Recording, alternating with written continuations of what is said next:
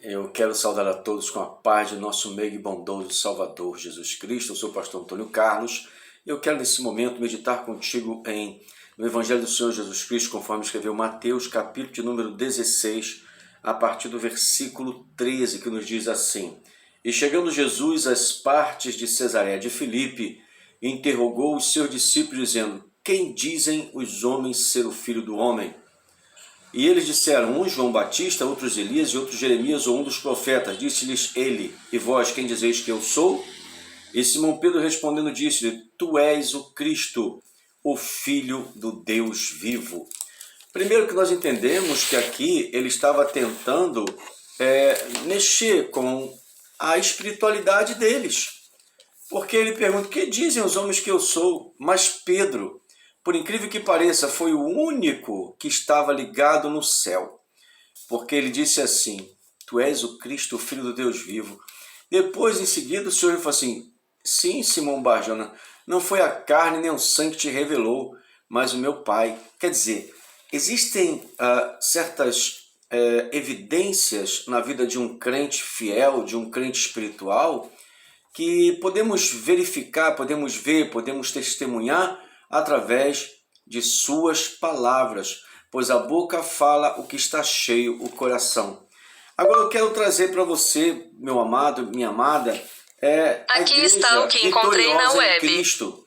Essa igreja vitoriosa em Cristo, ela é a igreja que de fato é o corpo de Cristo. E essa igreja possui um único fundamento. E isso está escrito em 1 Coríntios, capítulo 3, versículo 11, porque ninguém pode pôr outro fundamento além do que já está posto, o qual é Jesus Cristo. E nós sabemos que o Senhor Jesus Cristo é o único fundamento para a verdadeira igreja.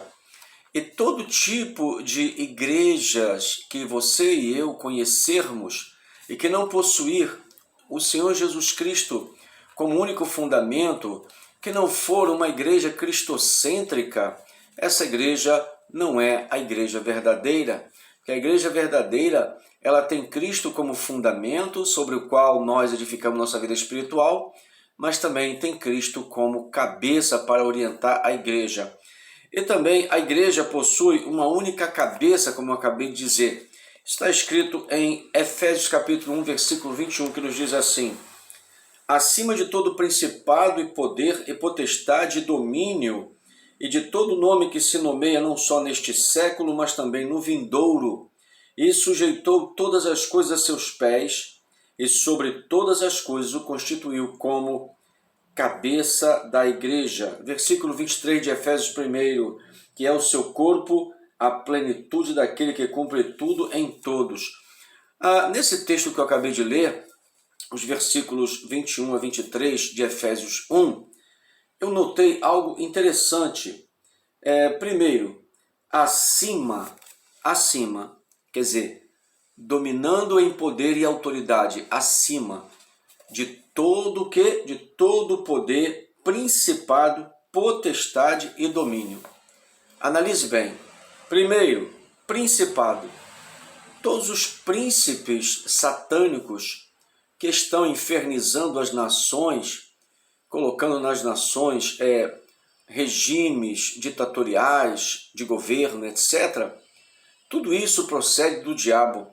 E aqui a igreja está acima de todo principado, poder e potestade, e até domínio. O que significa dizer que a igreja tem poder, por ser o corpo de Cristo, de anular as obras do diabo, sejam obras de feitiçaria, sejam obras para oprimir o povo politicamente falando, sejam quaisquer tipos de obras. Às vezes você está vivendo num lugar onde está cheio de gente má, perversa, que mata, que rouba, que destrói vidas, etc.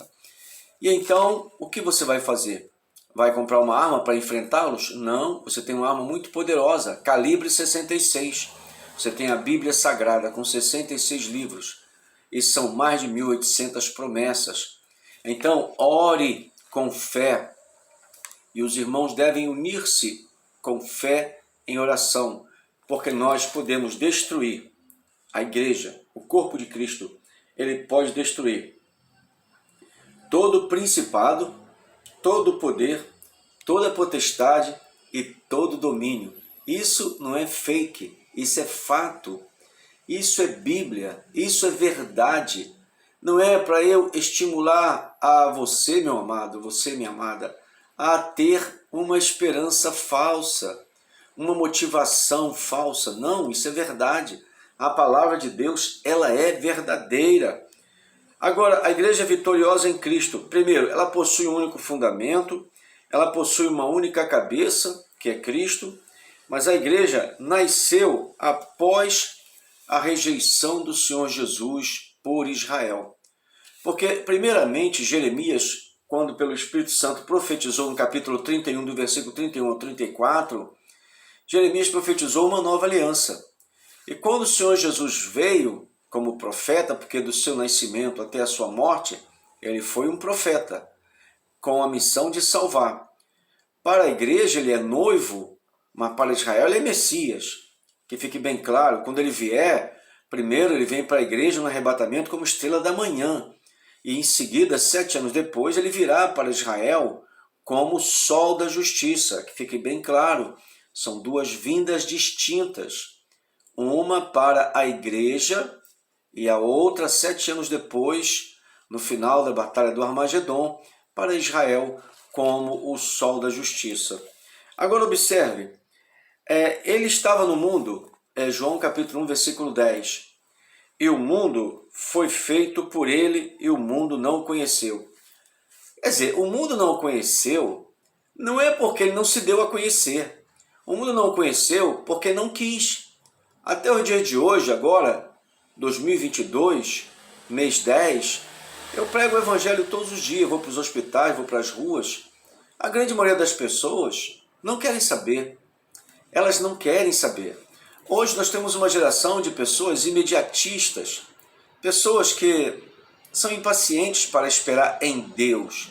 Elas querem esperar nos recursos humanos, nos meios humanos, elas querem esperar na tecnologia, elas têm mais fé em um médico, têm mais fé em um administrador de empresas, têm mais fé em um psicólogo, têm mais fé em um engenheiro de construção, têm mais fé, enfim, no homem do que no próprio Deus. Isso é que está acontecendo. E hoje nós temos visto uma geração que é muito insensível a Deus, insensível à sua palavra. Muitas vezes eu vou para a praça pública com a caixa de som pregar o evangelho e eu percebo que tem pessoas que param para ouvir, mas o que lhes falta é exatamente tomar uma atitude onde a sua vida possa mudar. Porque o evangelho que tem sido pregado, pelo menos por mim, e sei que por muitos outros servos de Deus, é um evangelho evangelístico, é um evangelho cristocêntrico, é um evangelho que mostra o plano salvífico do Senhor Deus, enviando seu Filho a este mundo completamente tenebroso, para livrar as pessoas das drogas, da prostituição, da fornicação, do sexo abominável, não é? Enfim, de todo tipo de pecado. Então, sabemos que tem muitas pessoas que estão saindo dessas trevas para entrar na luz do Senhor, mas essas muitas, na verdade, comparado àquelas que rejeitam Jesus, são muito poucos. A própria palavra diz que muitos são chamados, mas poucos os escolhidos. E a palavra de Deus não mente. E toda a nossa base para nós fazermos afirmações acerca do Senhor, acerca do plano de salvação, essas bases devem ser oriundas do livro sagrado, do texto sagrado, da Bíblia Sagrada. Aqui diz também que o mundo foi feito por ele. Muita gente não sabe que o Senhor Jesus, ele é Deus. Nós temos Pai, Filho e Espírito Santo. Não temos 3 deuses. Nós temos um só Deus em 3 pessoas. E pelo fato de desse único Deus em 3 pessoas ser onisciente, onipresente e onipotente, é que confunde muitas pessoas. Outro fato interessante, aqui no versículo 11 fala assim, veio para o que era seu, e os seus não o receberam. Em Mateus capítulo 15, versículo 24, o Senhor Jesus fala assim, eu não fui enviado senão para as ovelhas perdidas da casa de Israel.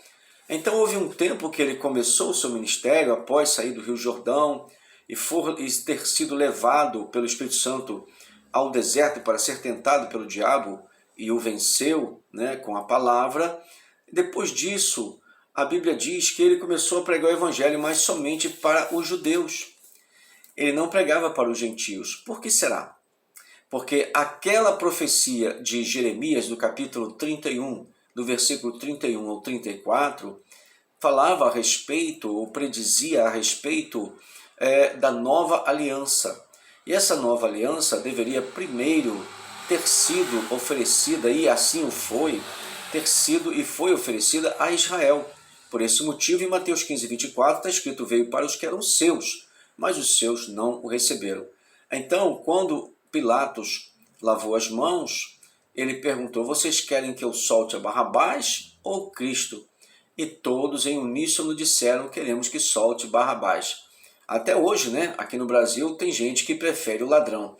Agora veja bem, meus irmãos, veja bem, essas pessoas que não avaliaram o valor que Cristo tinha e que Cristo tem, observe, Cristo não roubou, não matou, não praticou injustiça, não mentiu, não enganou, fez milagres e manifestou a sabedoria de Deus com as palavras, com as parábolas, com os ensinos. Então, por que se levantar contra alguém que era luz pura? Pois ele era e é a luz do mundo. Uma pessoa que rejeita Cristo, ela está em trevas. Uma pessoa que rejeita Cristo e não quer, não se interessa em procurar saber se a sua rejeição ela é relevante, então ela, além de ser uma pessoa insensata, ela é uma pessoa totalmente soberba e arrogante. E no inferno não tem uma pessoa humilde. Todos que estão no inferno hoje, agora, são arrogantes de alguma maneira. É muito sério isso. Rejeitar Cristo é rejeitar a luz e é assinar a sua ida para as trevas, para o inferno. Aqui diz: a igreja nasceu após a rejeição do Senhor Jesus por Israel.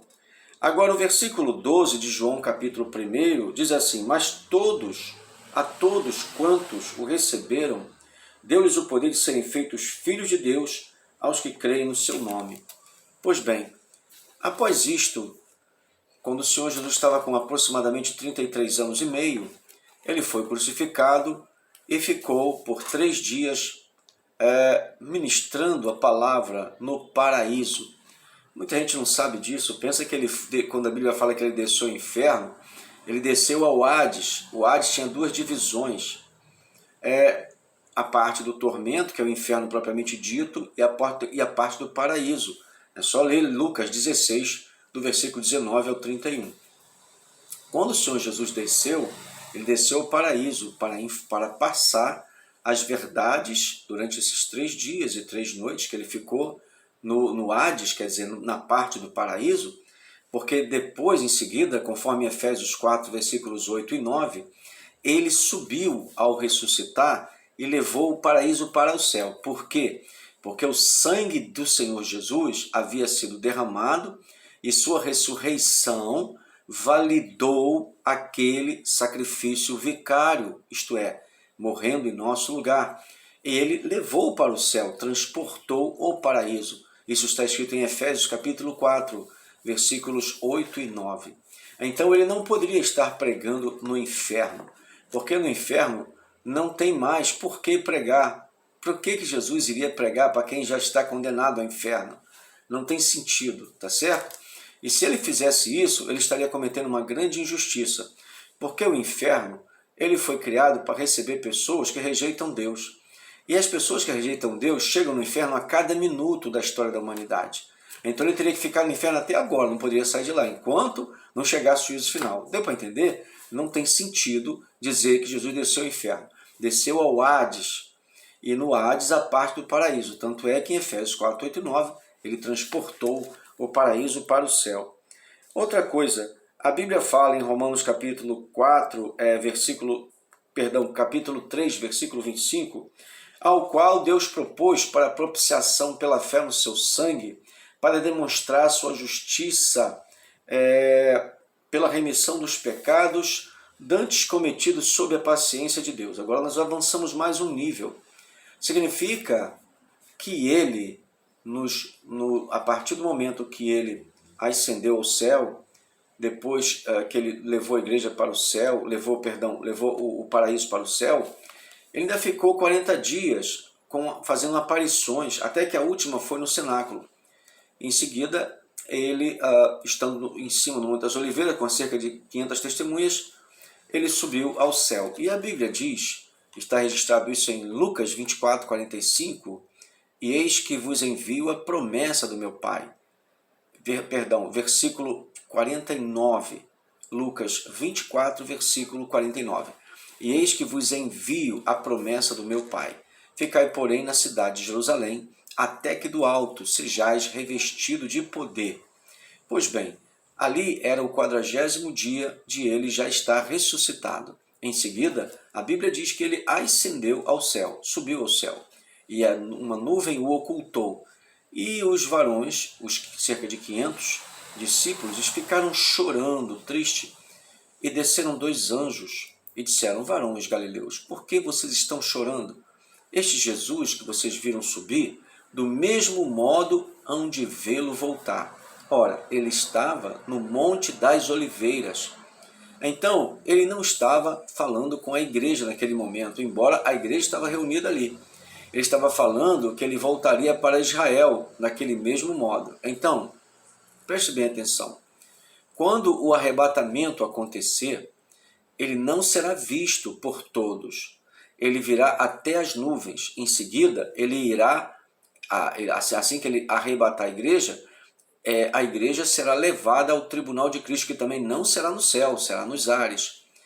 Então, após o tribunal de Cristo, que os crentes serão julgados não quanto à salvação, mas serão julgados quanto ao trabalho prestado para o Senhor. 2 de Coríntios, capítulo 5, versículo 10, 1 de Coríntios, capítulo 3, do versículo 11 ao 15. Aí você vê o fundamento para isto. E depois sim, que terminar o tribunal de Cristo, a igreja será conduzida ao céu para a grande boda ou as bodas do Cordeiro. Até então a igreja ainda será noiva, mas quando entrar no céu para as bodas do Cordeiro, ela tornar-se-á esposa do Cordeiro, entendeu? Então agora a igreja é noiva, e o amigo do noivo que protege a noiva chama-se o Espírito Santo. Esse é o outro Consolador lá de João 14. Agora, depois de tudo isso, o que vai estar acontecendo aqui na Terra? Vão se passar 7 anos, que é o período de 3 anos e meio de falsa paz e 3 anos e meio de grande tribulação. E depois disto, ao final, na Batalha do Armagedon, então o Senhor Jesus vai regressar. Então ele virá com grande poder e grande glória, e todo olho o verá. Então não tem nada a ver com o arrebatamento da igreja. Ele leva a igreja, depois vem com a igreja, ok? E um detalhe muito importante, quando o Senhor Jesus vier em glória, todo olho o verá. E no caso do arrebatamento da igreja, será uma coisa secreta. Ninguém vai saber, só vai saber porque o mundo todo vai notar o sumiço de milhões de pessoas em todo o mundo. Milhões de pessoas sumirão sem deixar vestígios. Isso vai trazer uma grande preocupação a toda a humanidade. Depois desse período que o Senhor Jesus ele sobe, antes de ele subir, ele deu as últimas instruções. Ele falou em Lucas 24, 49, eis que vos dou poder, eis que vos envio a cidade de Jerusalém. Ficai, porém, na cidade de Jerusalém, eis que vos envio a promessa do meu Pai. Ficai, porém, na cidade de Jerusalém, até que do alto sejais revestido de poder. Então os discípulos, conforme Lucas 24, 49, ficaram ali orando do 40º dia da ressurreição do Senhor Jesus até o 50º dia. Isso dá 50 dias, que é o dia de Pentecostes, isto é, após a Páscoa, conta-se 50 dias que é o dia de Pentecostes. Então, nesse dia, houve o batismo no Espírito Santo, que é revestimento de poder. E isso aconteceu. Isso aconteceu conforme relata Atos capítulo 2, do versículo 1 em diante. Basta ler. E depois disso, o Senhor Jesus foi ocultado, assentou-se à direita do Pai. Então, quando ele ressuscitou, ele não era mais profeta, tornou-se o sumo sacerdote da igreja, que intercede pela igreja. Isso está escrito em Hebreus capítulo 7, versículo 25, e ainda Hebreus capítulo 8, versículo 1, e ainda Colossenses capítulo 3, versículo 1. É muito importante sabermos como Jesus está. Ele está como sumo sacerdote, assentado à direita do Pai, conforme os versículos que eu já citei. Então nós vemos aqui que agora vamos ver as marcas da Igreja de Cristo. Eu e você, que estamos na presença de Deus, nós vamos ver as marcas da Igreja de Cristo. Primeira marca, obediência ao Senhor. Em 1 de João, capítulo 2, versículos 3 e 4, está escrito assim: nisto sabemos que o conhecemos se guardarmos os seus mandamentos. Aquele que diz, eu conheço-o, e não guarda os seus mandamentos, é mentiroso, e nele não está a verdade. Então, se apenas memorizar a Bíblia e não praticar, a Bíblia chama de mentiroso. Outra marca da igreja, não comunga com o mundo. 1 de João 2 e 15. Não ameis o mundo e nem o que no mundo há, e se alguém ama o mundo, o amor do Pai não está nele. Outra marca da Igreja de Cristo, rejeita a obra das trevas. Efésios 5, versículo 11, não comuniqueis com as obras infrutuosas das trevas, mas antes condenai-as. Aquilo que não é obra de Deus é obra das trevas. Então não podemos apoiar as coisas ilícitas, não podemos apoiar uma vida devassa, não podemos apoiar os que fazem sucesso no mundo, não é verdade? Não podemos apoiar as coisas do mundo, não podemos apoiar. Uma outra marca da igreja é que ela vive em constante oração. 1 Tessalonicenses 5,17, orai sem cessar. Tem muitos hoje que, infelizmente, oração é uma coisa difícil de acontecer na vida desses tais. E a palavra do Senhor mostra claramente que o próprio Senhor Jesus orava. Ele orava, então nós precisamos orar sempre. Uma outra marca da igreja é que ela é espiritual. A Bíblia diz em 1 Coríntios 2,14, ora, o homem natural não compreende as coisas do Espírito de Deus, pois lhe parecem loucura e não pode entendê-las porque elas se discernem espiritualmente. Versículo 15 diz, mas o que é espiritual discerne bem tudo e ele de ninguém é discernido. Então, a Bíblia fala no versículo 16 de 1 Coríntios 2, quem conheceu a mente de Cristo para que o possa instruir, quem conheceu? Mas nós, a igreja, temos a mente de Cristo. Temos que estar convergindo, alinhado com o Senhor Jesus. Temos que permitir que o Espírito Santo domine a nossa mente e nos influencie o tempo todo, porque a influência do Espírito Santo nos leva à oração, nos leva ao jejum, nos leva à leitura bíblica, à reflexão bíblica, nos leva à vigilância, nos leva à santificação de vida, nos leva a condenar a obra das trevas, não é verdade? Então é necessário que tenhamos esse tipo de posicionamento. Também as marcas de Cristo da igreja, a marca da igreja de Cristo, está dizendo assim, a igreja não vive pecando. 1 João, capítulo 3, versículo 9, qualquer que é nascido de Deus não vive pecando, porque a sua semente permanece nele e não pode viver pecando, porque é nascido de Deus. É verdade. 1 de João 3,8, quem comete pecado é do diabo, porque o diabo peca desde o princípio. Para isto o Filho de Deus se manifestou para desfazer as obras do diabo. E na hora da tentação, olha o que diz a Bíblia, em 1 de Coríntios capítulo 10, versículo 13, não veio sobre vós tentação, senão humana, mas fiel é Deus, que não vos deixará tentar acima do que podeis, antes com a tentação dará também um escape, para que a possais suportar. E o versículo 12 diz, aquele pois que cuida está em pé, olhe que não caia, quer dizer, vigie, é para vigiar. E ainda, outra marca da igreja de Cristo, ela almeja as coisas celestiais. Colossenses capítulo 3, versículo 1. Portanto, se já ressuscitaste com Cristo, buscai as coisas que são de cima, onde Cristo está assentado à destra de Deus. E ainda Colossenses 3,2, pensai nas coisas que são de cima e não nas que são da terra. E outra coisa interessante, como marca da Igreja de Cristo, se você é Igreja de Cristo, tem que ter essa marca. Conhece a palavra de Deus, olha só que coisa linda. 2 de Timóteo 2,15, procura apresentar-te a Deus aprovado como obreiro, que não tem de que se envergonhar e que maneja bem a palavra da verdade. Que coisa linda. Agora, algo interessante que me chamou a atenção, as portas do inferno não prevalecerão contra a igreja. O crente não tem que ter medo de nada, pode ser macumba, pode ser vodu, pode ser satanista, pode ser o capeta, não interessa. Nós não temos que ter medo de nada, porque aquele que está em nós é maior do que aquele que está no mundo. Nós não vivemos de teoria, nós vivemos de prática. Veja bem, as portas demoníacas, Lucas 10,19, eis que vos dou poder para pisar serpentes e escorpiões e toda a força do inimigo, e nada vos fará dano algum. Quem falou isso, ele cumpre a palavra, ele garante o cumprimento dessa palavra. As portas das heresias, 1 Pedro 2,1, e também houve entre o povo falsos profetas, como entre vós haverá também falsos doutores que introduzirão encobertamente heresias de perdição e negarão o Senhor que os resgatou, trazendo sobre si mesmos repentina destruição. A coisa é séria. Muito bem.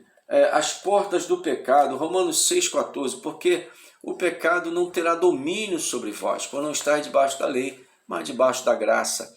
Então, há uma promessa do Senhor, que o pecado não vai dominar o crente fiel. E as portas do mundo, 1 de João, capítulo 5, versículo 4, porque todo o que é nascido de Deus vence o mundo. E esta é a vitória que vence o mundo, a nossa fé. Que coisa linda, não é verdade? Então nós vimos aqui que a igreja, de fato, ela é vitoriosa em Cristo, porque Cristo habita na igreja, sendo a cabeça da igreja para orientá-la e sendo o fundamento da igreja para sustentá-la, para dar as bases doutrinárias e as bases de fé, de confiança e também as bases de esperança, porque um dia estaremos no céu de luz, vendo coisas que a gente nunca viu, sabendo de coisas que nós nunca soubemos e que nunca subiram à nossa imaginação. Espero que essa palavra edifique sua vida, conforte seu coração, console e dê a você motivações para você continuar na vereda do justo, que é o caminho da salvação, que é caminhar com Cristo. O Provérbios 4,18 fala assim, mas a vereda do justo é como a luz da aurora, que vai brilhando mais e mais até ser dia perfeito. O dia perfeito se dará ou dar-se-á somente nas mansões celestiais. Antes de Jesus voltar para arrebatar a igreja, ele tem voltado individualmente para muita gente, não é verdade? Então, se eu vou ser arrebatado, não sei. Se eu vou ser levado individualmente, não sei. Mas ocorro essas duas situações, uma das duas poderá acontecer comigo e contigo que está me vendo. Eu espero que você compartilhe essa mensagem, dê um like, faça um comentário, ajude esse canal, porque o meu objetivo é única e exclusivamente levar informações bíblicas para você e edificar a sua vida e abençoar a sua vida. Que Deus em Cristo te abençoe, em nome de Jesus.